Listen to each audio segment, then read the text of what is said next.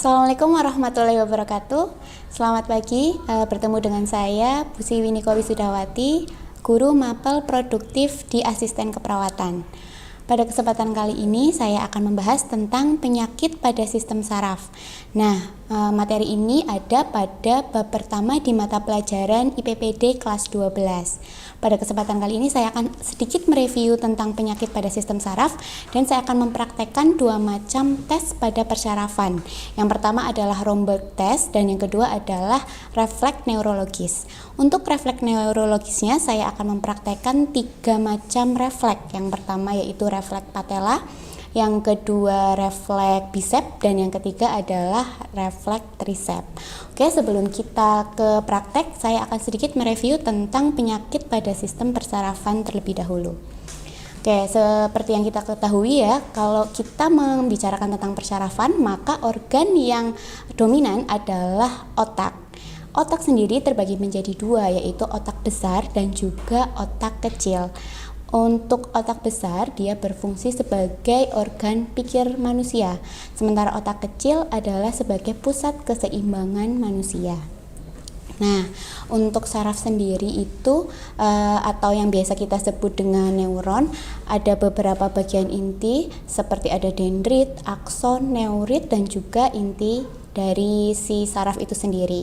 Untuk apa sih saraf itu? Saraf berfungsi untuk mengantarkan impuls sehingga antara anggota gerak kita, badan kita, dan juga otak sebagai pengatur pusat pergerakan itu ada komunikasi. Nah, komunikasinya tidak dalam bentuk kata-kata seperti halnya kita memerintahkan kepada seseorang, tapi menggunakan pergerakan dari listrik. Nah, kelistrikan itu melewati saraf-saraf yang ada pada tubuh manusia. Nah, pada IPPD kali ini kita akan membahas beberapa gangguan yang ada di sistem persyarafan. Dengan adanya gangguan di sistem persyarafan, otomatis ada gangguan penyampaian impuls itu tadi, sehingga impuls tidak tersampaikan dengan baik dan sempurna, sehingga menyebabkan beberapa gangguan. Beberapa penyakit pada sistem saraf yang akan kita bahas, yang pertama adalah neuropati perifer, yang kedua hidrosefalus, yang ketiga meningitis, keempat paralisis, dan yang kelima adalah tumor otak. Materi ini sudah saya sampaikan pada minggu lalu, sedikit membahas saja pada penyakit neuropati perifer, berarti di situ ada gangguan pada persyarafan. Nah, untuk hidrosefalus itu ditandai dengan adanya tambahan pada cairan otak. Apabila hidrosefalus ini terjadi pada usia bayi, maka akan menimbulkan membesarnya volume kepala. Kenapa? Karena tulang-tulang ketika kita masih dalam usia bayi, itu tulang-tulangnya masih sangat-sangat lunak, atau masih bisa disebut seperti kartilago. Jadi ketika ada tambahan cairan di dalam otak, maka tulang-tulang itu akan membesar sehingga memperbesar volume kepala. Maka penyakit ini disebut dengan hidrosefalus. Lalu apa yang terjadi apabila hidrosefalus ini mengenai orang yang dewasa? Sementara orang dewasa otak-otaknya itu sudah kompak atau sudah keras, maka tidak akan terjadi pembesaran volume kepala pada usia dewasa. Lalu yang terjadi adalah penambahan cairan yang ada di kepala, tetapi dengan ukuran kepala yang tidak bertambah, maka tekanan intrakranial atau tekanan yang ada di dalam kepala itu sangat tinggi, sehingga orang itu akan merasakan pusing atau sepalgia yang sangat-sangat berlebihan. Nah, untuk yang penyakit yang selanjutnya adalah meningitis. Meningitis yaitu adanya infeksi pada pelindung otak. Seperti yang kita ketahui ya, meningen itu adalah lapisan yang melindungi otak. Dia berbentuk seperti sawar. Nah, seperti materi-materi sebelumnya, ciri-ciri dari adanya infeksi adalah adanya kata itis-itis yang disertai dengan organ yang terjadi infeksi. Karena ini terjadi infeksinya di meningen, dan maka penyakitnya disebut dengan meningitis. Jadi tandanya ada bakteri atau virus yang masuk ke dalam meningen. Ditandai dengan orang itu mengalami penurunan kesadaran, kejang-kejang, dan juga mengalami kebingungan. Oke, yang selanjutnya adalah paralisis. Paralisis atau nama lainnya yaitu kelumpuhan.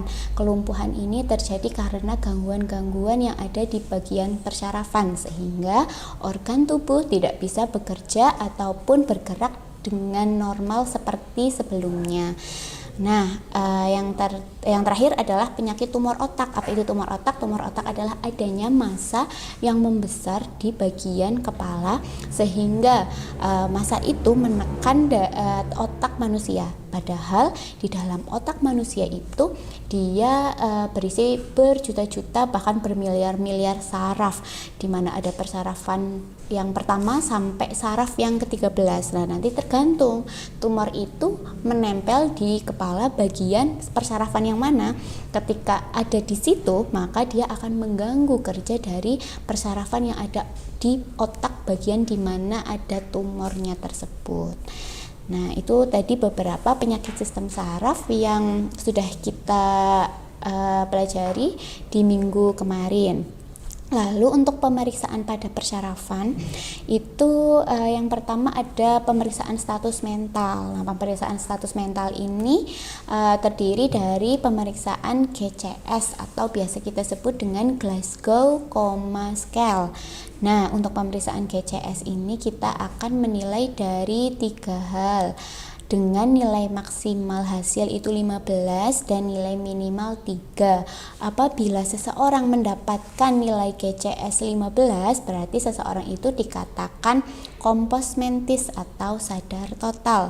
Sementara apabila orang itu mendapatkan nilai 3 pada pemeriksaan GCS, itu menandakan seseorang tersebut mengalami koma atau gangguan kesadaran.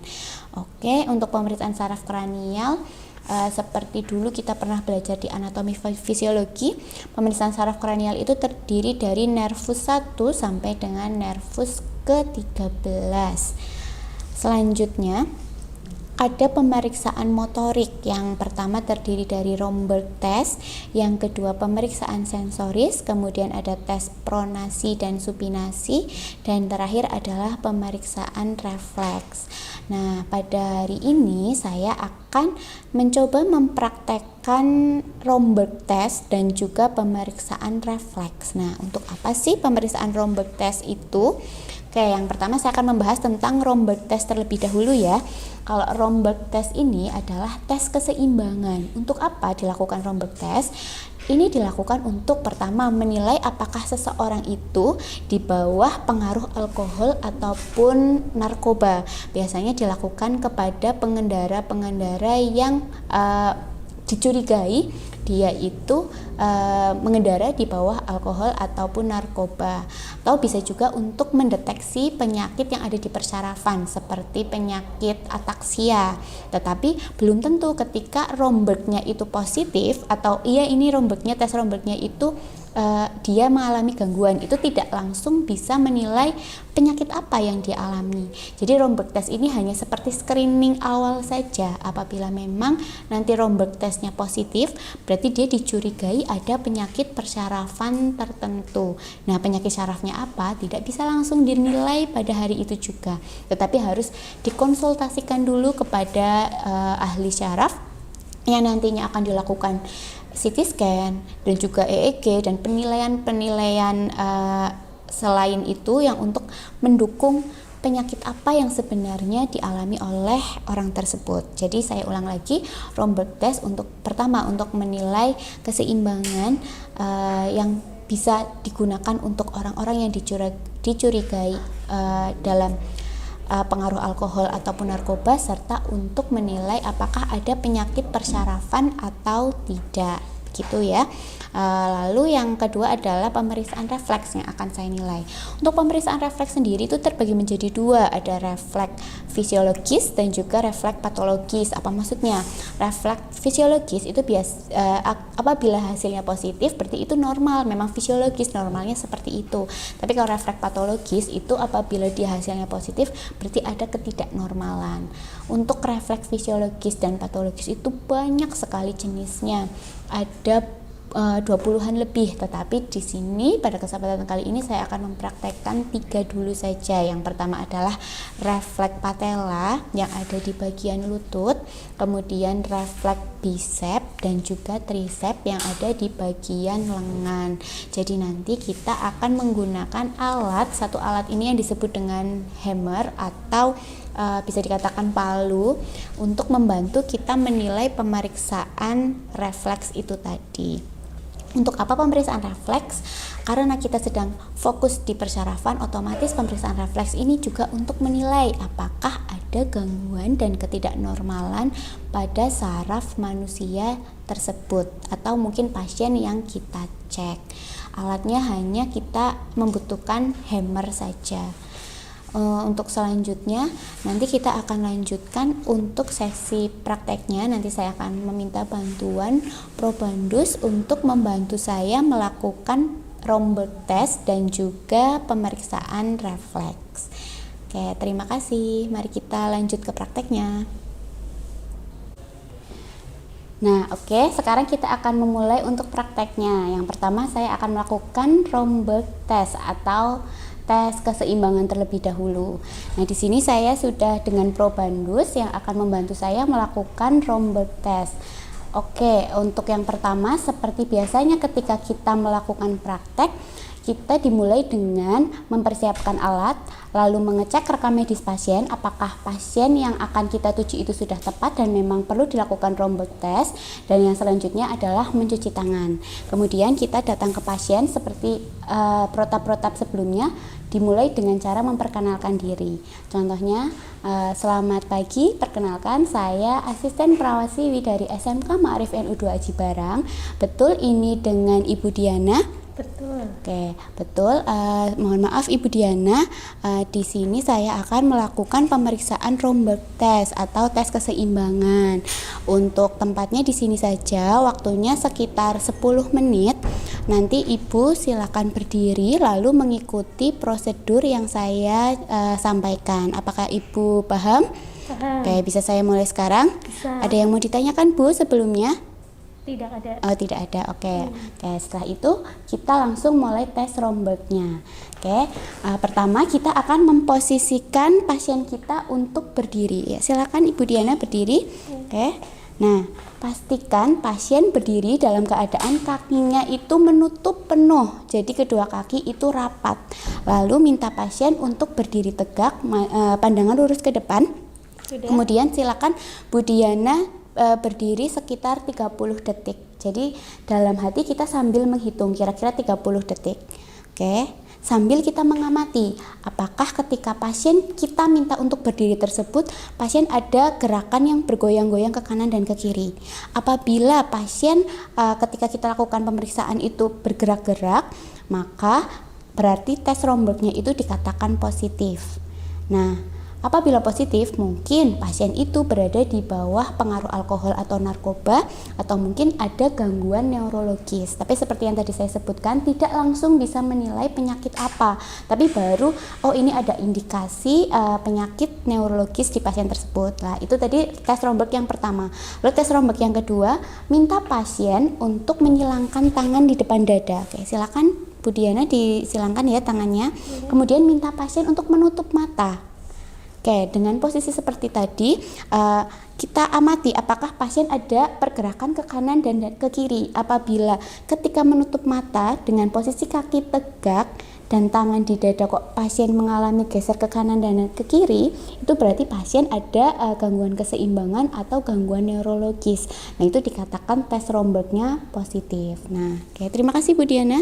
Silakan tangannya kembali, silakan duduk kembali. Nah, itu tadi adalah tes Romberg. Jadi kalau pasiennya ketika kita minta untuk posisi seperti tadi, kok pasiennya bergeser-geser ke kanan dan ke kiri, atau bahkan mungkin sampai pasien itu terjatuh, itu menandakan tes Rombergnya positif. Nah, apabila kok pasien bisa berdiri dengan tegak selama 30 detik itu tadi, maka dikatakan tes Rombergnya negatif. Apabila tes Romberg nanti kok dikatakan positif, maka sarankan pasien untuk memeriksakan diri ke ahli syaraf. Oke, itu tadi adalah tes Romberg. Lalu yang tes yang kedua saya akan melakukan tes neurologis. Lah, untuk tes neurologis alat yang kita butuhkan adalah hammer ini tadi. Untuk tes neurologisnya saya akan melakukan tes patella, lalu tes bicep dan juga tricep. Nanti kita akan melihat apakah ketika kita pukul dengan hammer ini di bagian lututnya, apakah nanti ada refleks patella yang terlihat. Oh ya, perlu diingat ketika kita memukul bagian lutut pasien itu tidak boleh terlalu keras. Kita hanya akan menilai refleksnya saja. Jangan sampai ketika kita memukul itu justru akan menimbulkan trauma pada pasien. Oke, seperti biasa sebelum kita melakukan praktek, pertama kita menyiapkan alat, kemudian mengecek lagi di rekam medis pasien apakah pasien yang kita tuju itu sudah tepat, kemudian kita mencuci tangan dan juga memperkenalkan diri ke pasien seperti protap-protap sebelumnya. Oke, yang pertama saya akan melakukan tes patella terlebih dahulu. Untuk tes patella, posisikan pasien untuk duduk. Kemudian kita akan mengangkat salah satu kaki pasien. Permisi ya Bu, saya angkat sedikit bajunya. Lalu instruksikan pasien untuk relax, jangan terlalu kaku. Kemudian kita akan mulai mencari bagian patellanya. Lalu kita pukul. Nah, apabila ada pergerakan seperti itu menandakan refleks patellanya positif, berarti normal, tidak ada gangguan. Apabila kok dipukul-pukul tidak ada pergerakan, nah itu disebut dengan adanya gangguan pada refleks patella tersebut. Oke, itu yang pertama. Lalu yang kedua saya akan melakukan refleks bicep terlebih dahulu. Oke, permisi ya Bu, tangannya agak diangkat. Lalu kita pukul lagi.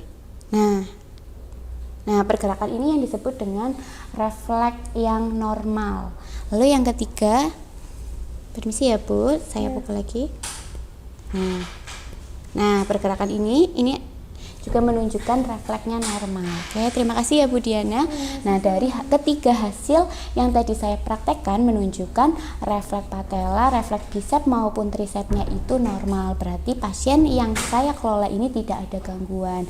Apabila kok tadi ketika melakukan refleks, ketika kita memukul tidak ada respon sama sekali dari pasien, itu berarti ada gangguan persyarafan. Apa yang perlu dilakukan? Kita kembali menyarankan pasien untuk melakukan pemeriksaan saraf lanjutan untuk mengetahui sebenarnya apa yang terjadi pada pasien tersebut. Baik, demikian materi yang saya sampaikan. Semoga bermanfaat. Apabila ada kesalahan saya mohon maaf. Terima kasih. Selamat belajar. Tetap jaga kesehatan. Wassalamualaikum warahmatullahi wabarakatuh.